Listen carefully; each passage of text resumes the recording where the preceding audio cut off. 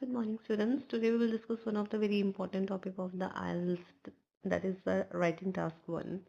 So in this video, we will discuss about the different vocabulary words that we can use to enhance our score, right?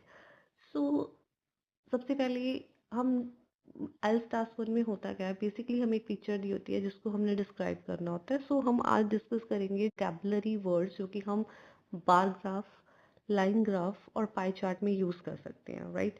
So basically हम कुछ words use करते हैं when data given होते हैं. Basically जो हमें bar graph और pie chart या फिर हमारा जो लाइन ग्राफ है उसमें जो डाटा गिवन होते हैं, बेसिकली हमने उन्हें कंपेयर करना होता है. हमने बताना होता है कि इंक्रीज हो रही है, डिक्रीज हो रही है, ये कांस्टेंट है, राइट? तो जहाँ पर इंक्रीज हो रही है वहां पर हमेशा जो हमारा ग्राफ है वो ऊपर की तरफ जाता है और डिक्रीज में नीचे की तरफ हमारा जो होता है डाटा शो कर रहे होते हैं, और कांस्टेंट में एक स्ट्रेट लाइन होती है, मतलब कोई भी इंक्रीज या डिक्रीज नहीं हुई है. तो हमने बेसिकली ये तीन टर्म्स ही डिस्क्राइब करनी होती है.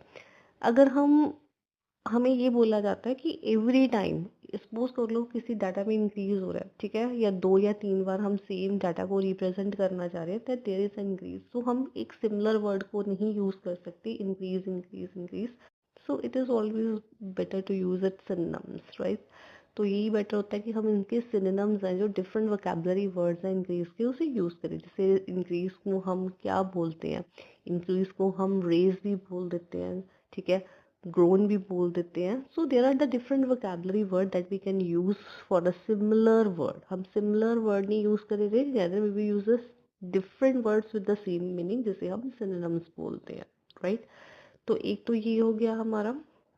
सो सबसे पहले आपको ये पता होना चाहिए कि इंक्रीज क्या होता है, डिक्रीज क्या होता है. और भी किसी चीज में इंक्रीज होता है तो हमारा जो एरो होता है वो अपवर्ड ही होता है हमेशा.